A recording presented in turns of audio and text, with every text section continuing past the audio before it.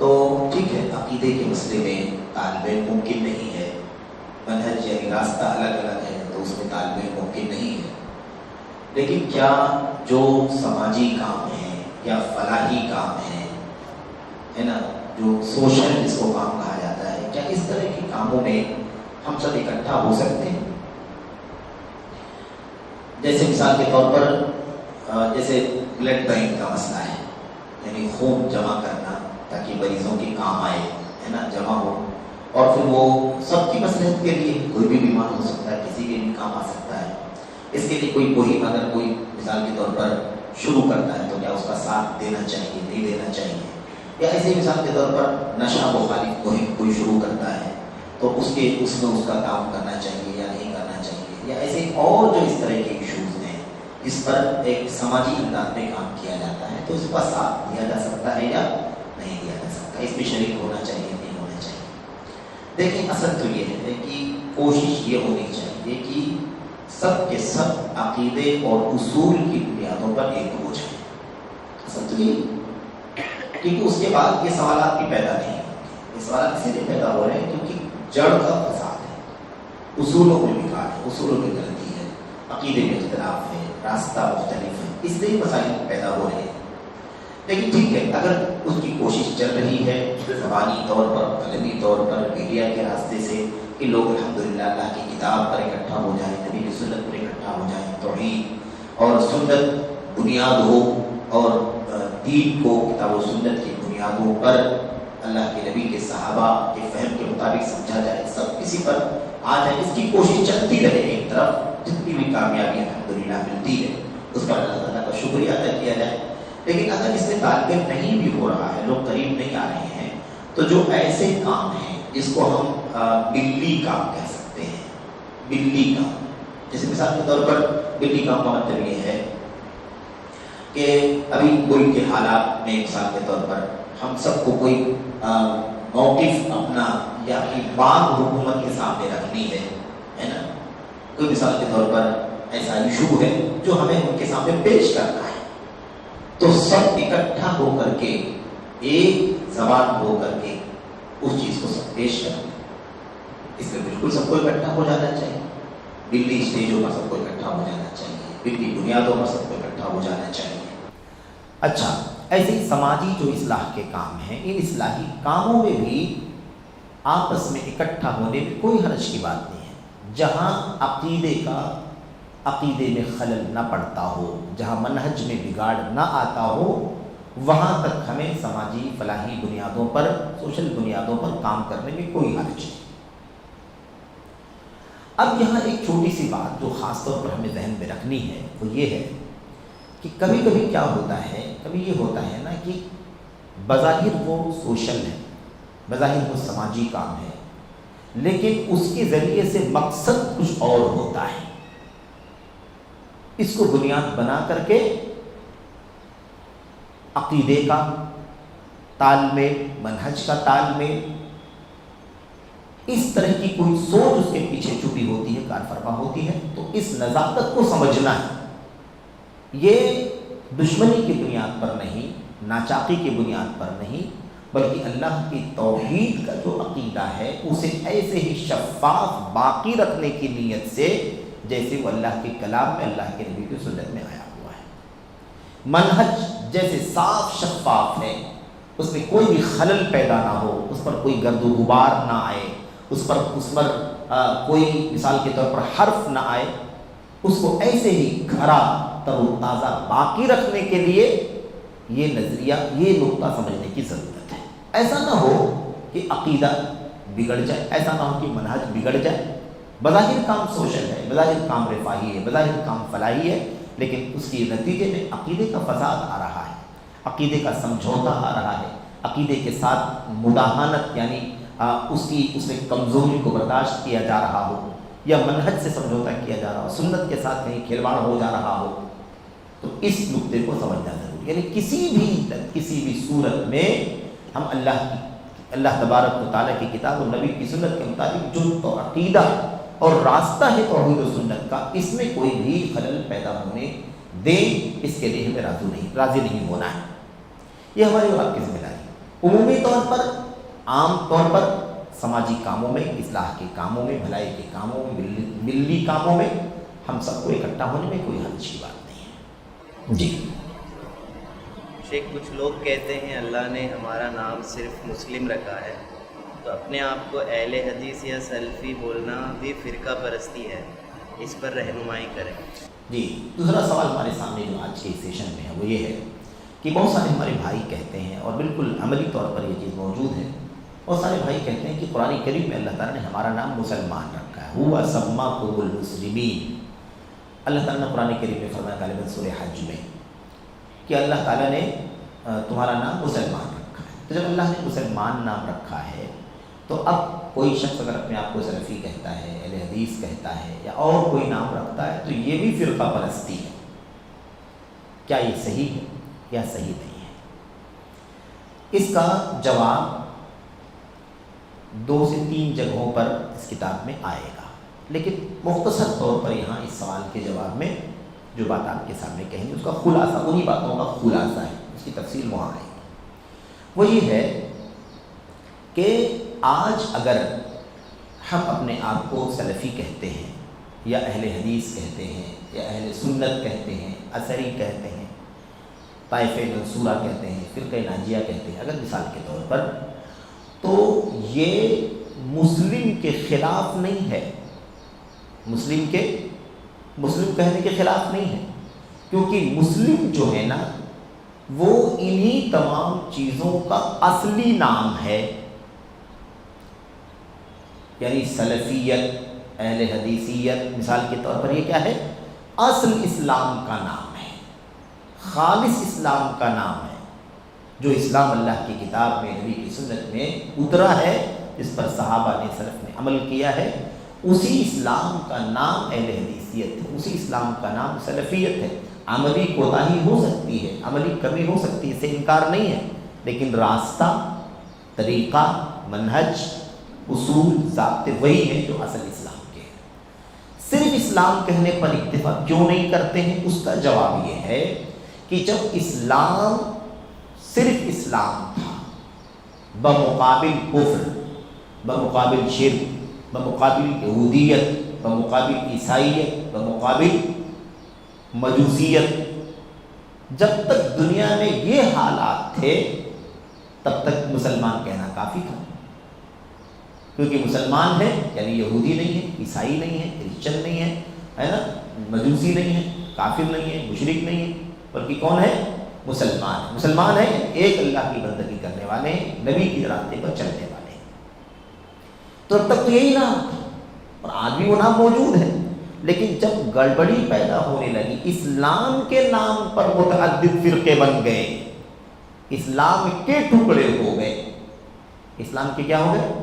ٹکڑے ہو گئے، بدعت نئی نئی نکلنے لگی، نئی نئی خواہشات نکلنے لگی، لوگ اپنی اپنی عقلوں سے نیا نیا طریقہ اسلام میں رہتے ہوئے نکالنے لگے، تب وضاحت کرنے کے لیے یہ ثابت کرنا پڑا، یہ کہنا پڑا کہ بھئی مسلمان تو وہ بھی کہتے ہیں، مسلمان تو ہم بھی کہتے ہیں، مسلمان تو وہ بھی کہتے ہیں، یہ 10 لوگ ہیں جو اپنے آپ کو مسلمان کہتے ہیں، تو اب یہ فرق کرنا مشکل ہے کہ کون سے مسلمان؟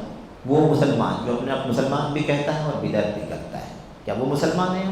وہ مسلمان جو مسلمان بھی اور ساتھ ساتھ میں تصوف کے راستے پر چلتا ہے، کیا وہ مسلمان؟ وہ مسلمان جو خارجیت کے راستے پر چلتا ہے، وہ مسلمان؟ کیا وہ مسلمان جو رافضیت جس کے اندر پائی جاتی ہے وہ مسلمان؟ وہ مسلمان جس کے اندر ناصبیت پائی جاتی ہے، وہ مسلمان جس کے اندر تصوف پایا جاتا ہے نا، مثال کے طور پر۔ تو جب بہت سارے وہ مسلمان جو کتاب و سنت کی دلیل پر اکتفا نہیں کرتا، صحابہ کے فہم پر اکتفا نہیں کرتا، بلکہ اپنی عقل کو، اپنی لاجک کو بنیاد بناتا ہے، وہ مسلمان، اپنی رائے کو بنیاد بناتا ہے دین کے اندر، وہ مسلمان، کیونکہ یہ سب اپنے آپ کو مسلمان کہتے ہیں، سب اپنے آپ کو کیا کہتے ہیں؟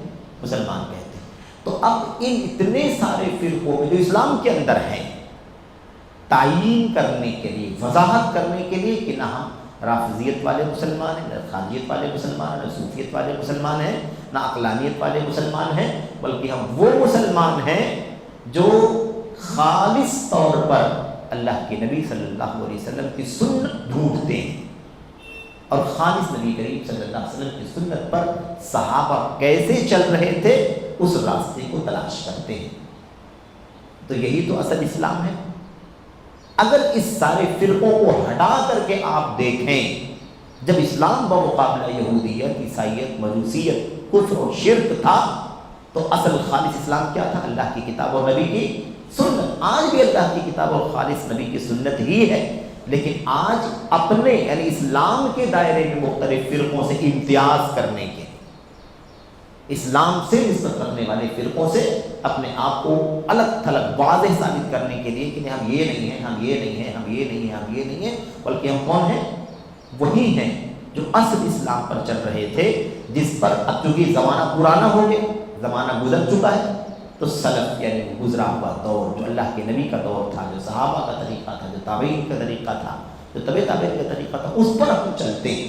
تو ان فرقوں سے اپنا امتیاز ثابت کرنے کے لیے کہیں ہم گڑبڑ نہ ہو جائیں، مکس نہ ہو جائیں، ہمیں بھی کوئی اسی خارجیت میں شامل نہ کر دے، ہمیں بھی کوئی رافضیت میں شامل نہ کر، ہمیں بھی کوئی تقلید کی اندھی تقلید میں شامل نہ کر دے، ہمیں کوئی عقلانیت میں شامل نہ کر دے۔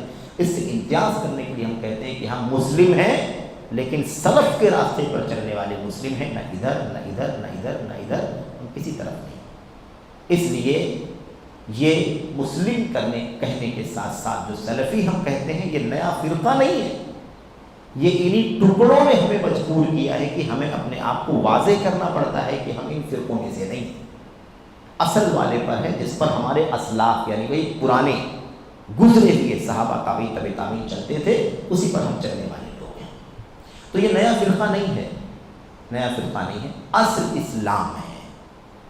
فرقے یہ ہیں جو اس سے نکل کر کے الگ تھلگ ہو گئے۔ ہم تو آج تک اسی راستے پر چل رہے ہیں، اسی پر چلنے کی دعوت دے رہے ہیں جو اللہ نے اتارا اپنی کتاب، جو اتارا اللہ کے نبی صلی اللہ علیہ وسلم کی سنت میں، اور جس پر اللہ کے نبی کے صحابہ اور تابعین امت کے ائمہ چلتے رہے ہیں، آج بھی چل رہے ہیں، اور قیامت تک ایک طبقہ اس پر چلتا رہے گا۔ یہ ہے، اور بقیہ وضاحت انشاءاللہ تبارک و تعالیٰ آئے گی۔ جزاکم اللہ خیر۔ امت میں اتحاد کیسے ہوگا؟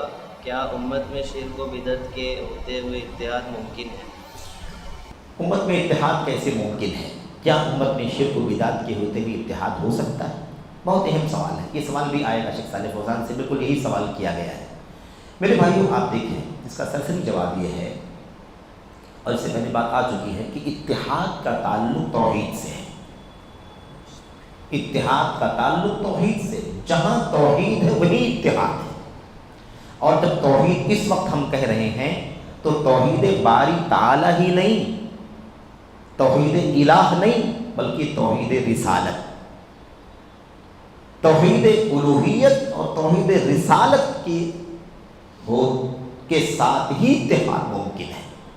اگر اللہ کی توحید نہیں ہے، شراکت ہے، تو اتحاد ممکن نہیں۔ نبی کریم صلی اللہ علیہ وسلم کی رسالت اور آپ کی اتباع اور پیروی صرف آپ کے ساتھ خاص نہیں ہے، تو پھر اتحاد ممکن نہیں ہے۔ تو اتحاد اور وحدت کے لیے توحید ضروری ہے۔ جب تک توحید دنیا میں قائم رہی، تب تک تاریخ جانتی ہے، دنیا گواہ ہے کہ ہم متحد تھے۔ جب تک امت اللہ کے نبی کے راستے پر چلتی رہی، تب تک دنیا جانتی ہے کہ ہم متحد تھے۔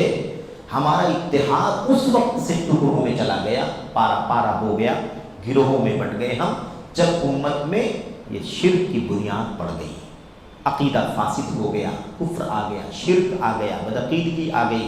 نبی کریم صلی اللہ علیہ وسلم کی جو حیثیت ہے امت کے اندر کہ آپ کی بات کے علاوہ دنیا کی ہر ایک کی بات کو لیا بھی جا سکتا ہے، چھوڑا بھی جا سکتا ہے، لیکن آپ کی بات کو کوئی دوسرا آپشن نہیں ہے، آپ کی بات کو لینا ہی لینا ہے۔ جب تک امت اس راستے پر چل رہی تھی، تب تک امت میں اتحاد تھا۔ اسی بات کو امام مالک، امام دار الہجرہ نے کہا تھا، لَن يَصْلُحَ آخِرُ هَذِهِ الْأُمَّةِ إِلَّا بِمَا صَلُحَ بِهِ أَوَّلُهَا۔ اس امت کے بعد کی اصلاح اسی طریقے پر چل کر کے ہو سکتی ہے جس طریقے پر چل کر کے اس امت کے پہلوں کی اصلاح ہوئی تھی۔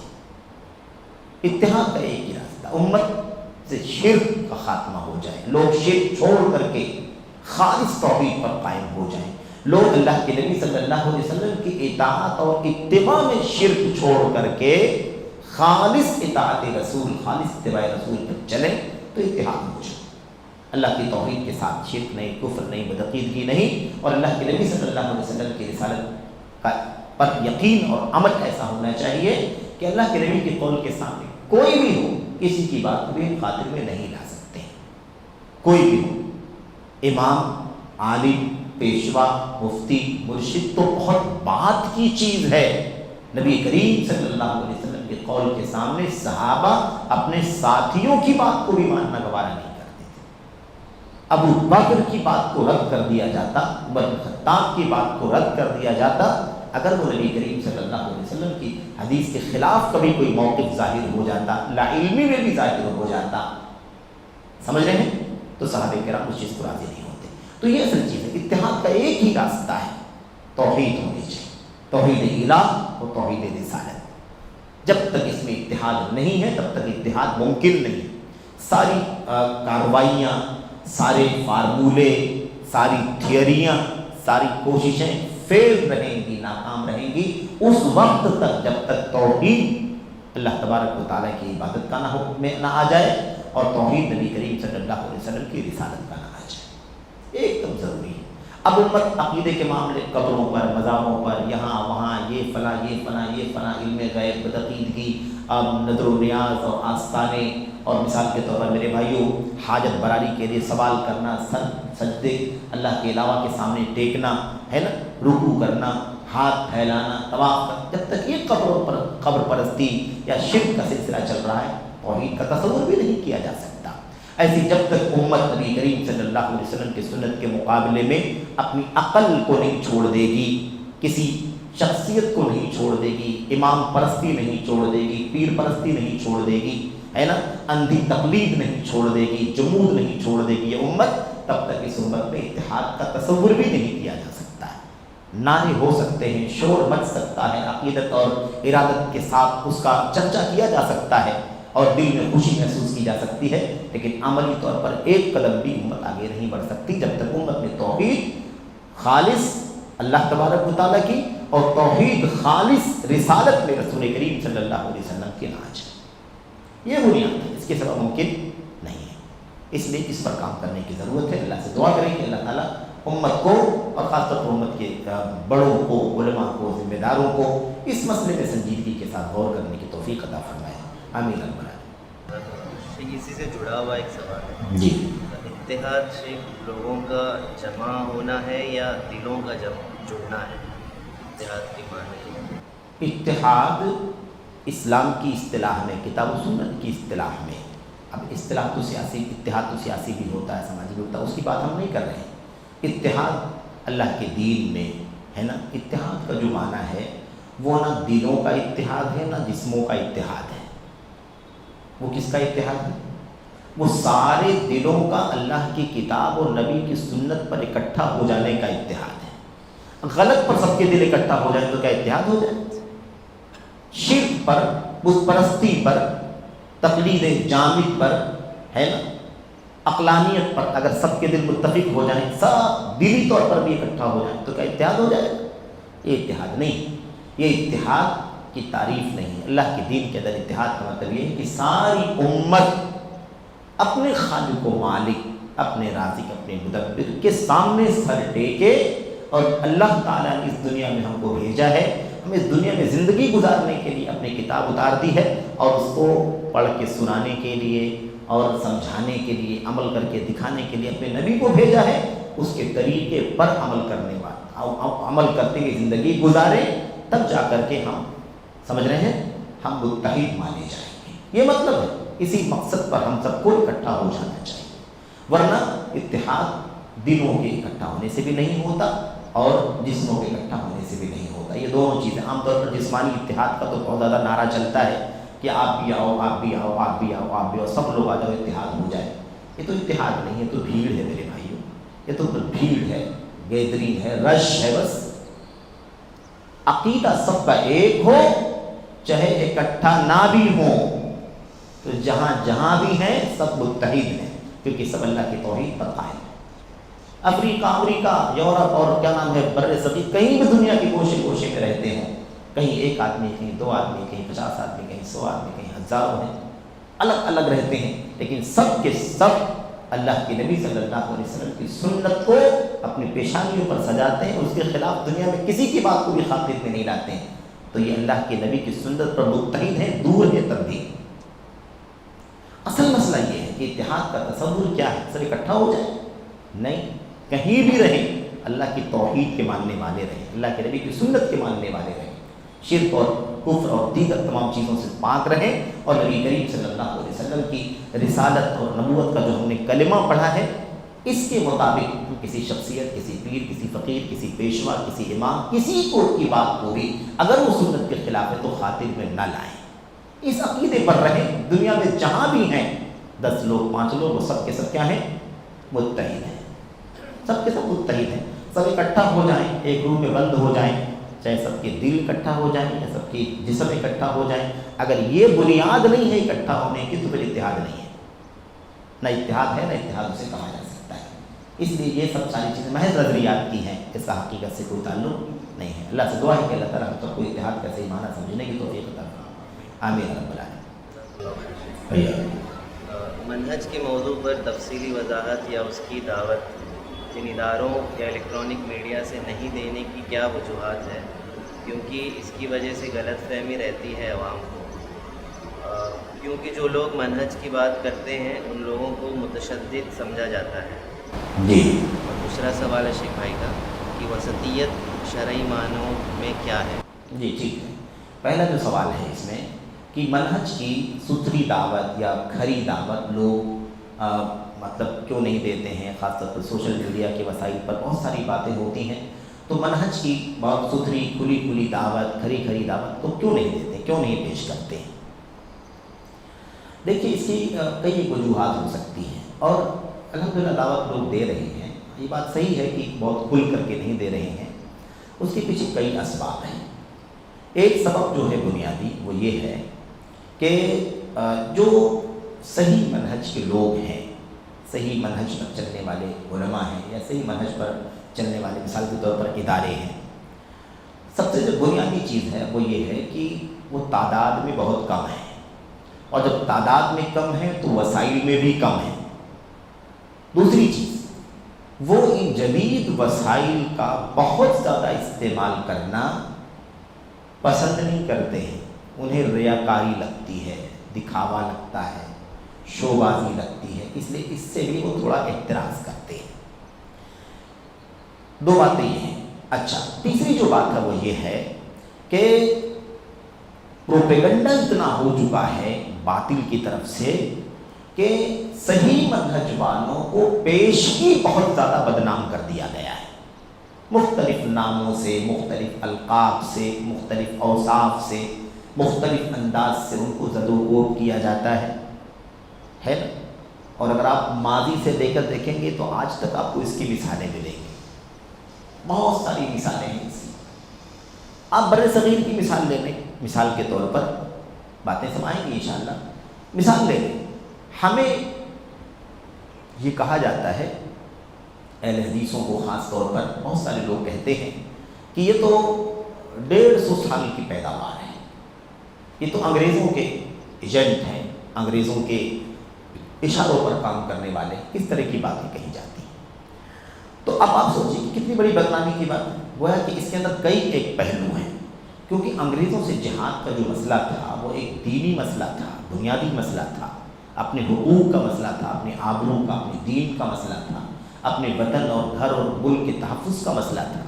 اس معاملے میں ہم کو بدنام کیا جا رہا ہے کہ یہ انگریزوں کا ساتھ دینے والے لوگ تھے، ہے کہ نہیں؟ اب اس بدنامی کی وجہ سے بہت ساری بدنامیاں ہمارے سر تھوپ دی جاتی ہیں. تو اب آپ سوچئے کہ ایسے حالات میں یہ کام اتنا زیادہ کھل کر کے اس منہج کے لوگوں کے لیے کرنا کتنا مشکل. لیکن پچھلے الحمدللہ عرصے میں بہت حد تک الحمدللہ کام ہوا ہے، بہت حد تک کام ہوا ہے. اللہ کا شکر ہے کہ اب بڑی تعداد ایسے لوگوں کی ہے جو ان جدید مناہج سے نکل کر کے الحمدللہ اللہ کی توحید خالص پر آ رہی ہے، اللہ کے نبی علیہ الصلوۃ والسلام کی صحیح سنت پر آ رہی ہے، صحابہ کرام اور سلف صالحین کے فہم کے مطابق زندگی گزارنے کی طرف لپک رہی ہے، یہ کام ہوا ہے، لیکن بہرحال کام کم ہے۔ برادرم نے ایک بات اس کے اندر خاص طور پر لکھی ہے کہ آج اگر کوئی منہج سلف کا خالص کام کرتا ہے تو اس کو متشدد کہا جاتا ہے، یعنی کو کہتا ہے کہ بہت ایکسٹریم، بہت لوگ شدت پسند لوگ ہیں۔ یہ ایک حقیقت میں بڑی عجیب و غریب چیز ہے۔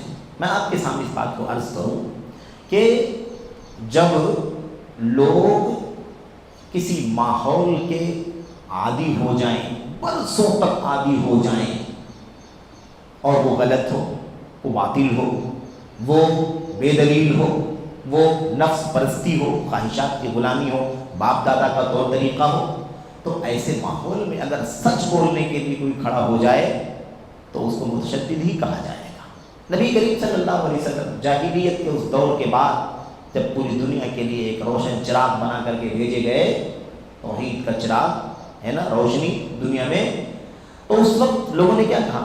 یہ دیکھو، یہ تو باپ بیٹے میں جھگڑا کرا رہا ہے، یہ دیکھو میاں بیوی میں اختلاف کرا رہا ہے، یہ دیکھو کنبے قبیلے میں اختلاف کرا رہا ہے، آپس میں برسوں سے مل جل کر کے رہتے تھے، یہ اتنا ایکسٹریم آدمی، اتنی شدت، ہمارے باپ دادوں کے دین کی برائی کرنا، ہمارے معبودوں کی برائی کرنا، ہمارے دیوی دیوتاؤں کی برائی کرنا، اور ایک اللہ کی دعوت دیتا ہے۔ اب کہاں اجعل الآلہۃ الہا واحدا ان ھذا لشیء عجاب، یہ تو سارے معبودوں کو ختم کرنے کی بات کر رہا ہے، یہ تو کتنی زبردستی، کتنی شدت کی بات ہے، کتنی تعجب کی بات ہے کہ کیا ہم سارے معبودوں کو ختم کر کے ایک معبود بنا لیں۔ اب بہت سارے معبودوں کی ایسے عادی ہو چکے تھے برسہ برس سے کہ ایک معبود کی بات کرنا تعجب کی بات تھی، ایک معبود کی بات کرنا تعجب کی بات تھی، سننا تعجب کی بات تھی۔ تو مسئلہ یہ ہوتا ہے اصل میں کہ جب باطل عام ہو جائے، باطل کے لوگ عادی ہو جائیں تو حق کو لوگ شدت کہتے ہیں، سچائی کو لوگ شدت کہتے ہیں۔ اگر سماج میں جھوٹ بولنا عام ہو جائے اور ایک آدمی سچائی کا مشن لے کر کے کھڑا ہو جائے، بولے کہاں سے چلے آئے ہو آپ، اس طرح کا اتنا آپ جس طرح سے چاہتے ہو ایسا تو ماحول نہیں ہو سکتا ہے، ایسے تو پورے سماج میں آپ کو کوئی ملے گا ہی نہیں، اس لیے اتنی شدت مت کرو، ماحول کے ساتھ چلو، ماحول کے ساتھ چلو۔ اب سچائی کو شدت بولا جائے، سود خوری اگر عام ہو جائے، ایک آدمی سود سے بچنے کی بات کرے، بولے بھائی اتنا ایکسٹریم مت ہو، اتنا ایکسٹریم مت ہو، سماج کے ساتھ چلو، ایسا آپ کو کوئی نہیں ملنے والا ہے، آپ کو سود کا لین دین کرنا ہی پڑے گا۔ آج اگر شراب کوئی پی رہا ہو اور آپ سے کہے کہ آئیے، آپ کہیں نہیں بھائی یہ تو مجھے بالکل نہیں چلے گا، ارے اتنی بھی سختی اچھی چیز نہیں ہے، تھوڑا تو کم سے کم چلانا چاہیے۔ یعنی عجیب و غریب ماحول بن گیا ہے، یہ تو ایک عام بات ہو رہی ہے۔ آپ کسی مسئلے میں آپ دیکھ سکتے ہیں جب حقائق، سچائیاں، نیکیاں، اچھائیاں، بھلائیاں میرے بھائیوں جب ناپید ہو جاتی ہیں، دور چلی جاتی ہیں، تو اس کے بعد حق بولنا شدت کہلاتا ہے، حق بولنا جارحیت کہلاتا ہے، حق بولنا دشمنی کرنا۔ اس لیے آج بھی کتنے لوگ ہیں اپنے پرائے سب ہی اس کے اندر میرے بھائیوں، غیر تو کہتے ہیں کہ مسلمان شدت پسند ہیں، یہ ہیں وہ ہیں، اور اسلام کے احکام میں بڑی شدت ہے، یہ دیکھو یہاں پر چوری کرنے والے کا ہاتھ کاٹا جاتا ہے، یہاں کوڑے مارے جاتے، جلا وطن کر دیا جاتا ہے، زانی کو سنسار کیا جاتا ہے، یہ سب شدت والا دین ہے، شدت والا دین ہے، قصاص دیا جاتا ہے اس کے اندر۔ دوسرے تو کہتے ہی ہیں، بہت سارے عقلانی لوگ اپنے بھی جو عقلانی اسلام کا نام لے وہ بھی کہتے ہیں کہ نہیں ہاں یہ بات تو بالکل صحیح، یہ بات بالکل صحیح، کیا ایک آدمی ایک بار چوری کر دے تو اس کا حق کاٹ دیا جائے گا؟ یہ تو شدت ہے، موقع دینا چاہیے، ایک بار دو بار موقع دینا چاہیے، کیا بات ہے؟ تو موقع دینے کا مطلب یہ ہے کہ پھر لوگوں کے مال چرائے جائیں، لوگوں پر زیادتی ہو، وہ پرابلم میں آئیں، اس کے ساتھ رعایت ہونی چاہیے، وہ چوری کو بڑھاوا دینا چاہیے، ظلم کو بڑھاوا دینا چاہیے، کرپشن کو بڑھاوا دینا چاہیے۔ تو یہی فرق ہے اللہ کی شریعت میں اور ہماری ناقص عقل میں۔ ہم پتہ نہیں کیا سوچتے ہیں، اللہ کی شریعت الگ ہی چیز ہے، تو ہمیں اس کو سمجھنا اپنی عقل سے۔ تو کہنے کا مطلب یہ ہے کہ یہ بنیادی چیز ہے، اس کو شدت کہتے ہیں بہت سارے لوگ، اپنے لوگ بھی اس کو شدت کہتے ہیں۔